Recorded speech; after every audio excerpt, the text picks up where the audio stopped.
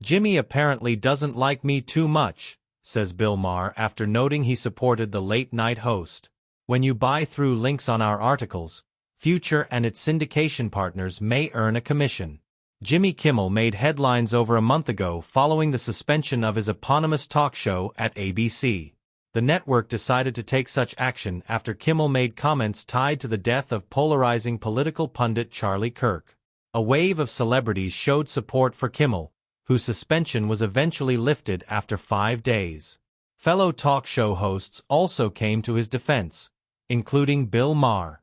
Now though, Maher is under the impression that Kimmel no longer likes him. Bill Maher, who's been on Jimmy Kimmel Live multiple times over the years, discussed his peer's situation during his Club Random podcast. Maher's guest, Michael Rappaport, specifically asked him for his opinion on what Kimmel said on air. The real-time star said he was forthright about supporting Kimmel on air, even though he didn't agree with his sentiment.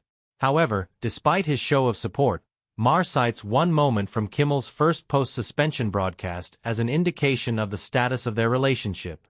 "Look, Jimmy apparently doesn't like me too much anymore because he thanked everybody but me. And I was adamant about supporting him that week and the next week." Upon his return to the airwaves following his suspension, Jimmy Kimmel gave a monologue in which he thanked a number of current late-night hosts like Stephen Colbert and Seth Meyers. Kimmel also thanked right-leaning political pundits like Candace Owens and Ben Shapiro for also showing forms of support. However, Maher, who also voiced support on his own show, was notably left out of Kimmel's address. Of course, at this point, the assertion that Kimmel no longer likes Maher is only an assumption on the latter's part. More on Jimmy Kimmel. Jimmy Kimmel got real about how YouTube has totally wrecked late night, and one stat shook me. What Jimmy Kimmel specifically said that led to his show's suspension was about Charlie Kirk's 22-year-old supposed murderer. He said, "We had some new lows over the weekend with the MAGA gang desperately trying to characterize this kid who murdered Charlie Kirk as anything other than one of them and with everything they can to score political points from it." FCC Chairman Brendan Carr later suggested on a podcast that the Alphabet Network's broadcast license could be revoked as a result. Subsequently, broadcasters Sinclair and Nexstar dropped Kimmel's show from its ABC affiliates. Although Bill Maher agreed that Kimmel had the right to be wrong, he's also been honest when sharing his thoughts on how some talk show hosts use political humor.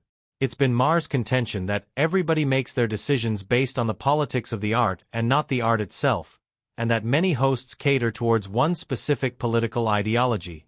Maher expanded on that sentiment during his recent conversation. "My problem with him and hosts like that, quite frankly, they're all quite similar in this regard, is they're ideally captured by one side. It's just not what I do. And what I'm doing. There's a reason why half the country feels insulted by them and has turned off to them, because it's just one very predictable point of view." Veteran talk show host Jay Leno shared similar sentiments on the use of political humor, which he admitted he could appreciate. However, Leno also feels that some modern hosts lean too far to one side of the aisle. Last week Tonight's John Oliver vehemently disagreed with Leno, arguing that comedy is inherently subjective and can't be for everyone. When it comes to Jimmy Kimmel's comments, it's likely that people will continue to have their opinions on them. As for the current nature of Kimmel's relationship with Maher, only time will tell if he chooses to address the claim that he no longer likes the HBO host.